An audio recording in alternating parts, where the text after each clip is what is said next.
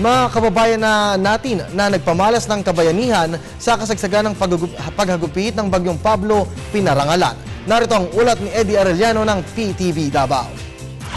Iginawad ng MPRRNC noong Biyernes 8 ng Marso ang Bakas Bayani Award bilang pagkilala sa mga individual at mga grupo na nagpamalas ng kabayanihan noong tumama ang Super Typhoon Pablo sa Davao Oriental, Combal Province, maging sa Surigao del Sur at Agusan del Sur. Heroism or kabayanihan, this is what we come for and pay homage today.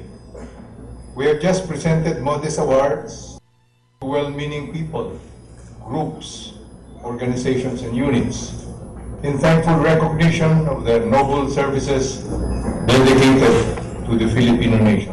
Ang parangal ay hinati sa tatlong kategorya: Bakas Parangal ng Kadakilaan, Bakas Parangal ng Kabayanihan, at ang Bakas Parangal ng Kagitingan para sa mga nagbuwis ng buhay at nasugatan, kagaya ang 11 mga sundalo ng 66 Infantry Battalion na tinangay ng baha sa Andap, New Bataan, kung saan 7 ang namatay at 4 ang nawawala hanggang ngayon. This is a voluntary thing at mandato pa rin naman namin ang tumulong doon sa tao. So ano man ang sinasabi nila sa amin, basta ang sa aming sa batalyon namin, we would continue to do what should be done doon sa mga area, lalo na mga sa nasalanta na lugar. Mga kabayanihan talaga ng mga tropa natin na involved sa rescue and rehabilitation efforts natin.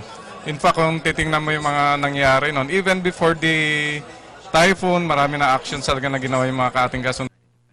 Up to the time na nagre-reconstruction and rehabilitation efforts tayo, tuloy-tuloy ang kanilang commitment para sa early recovery talaga ng Davao Oriental. May mga communities kami na pinuntahan, ni-repair yung kanilang mga tahanan, at yung mga practically parang pinilit namin na alisin yung palatandaan ng bagyo doon sa mga lugar na yon.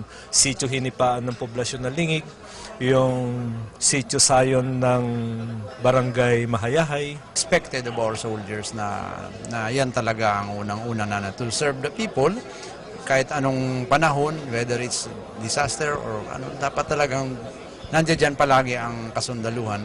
Kaya makikita nyo, they were really the ones na first responders. Even if they were victims themselves, it did not affect them. Parang hindi nga nila inisip yung mga pansarili nila, even yung pampamilya nila. Then, at once, they are able to recover.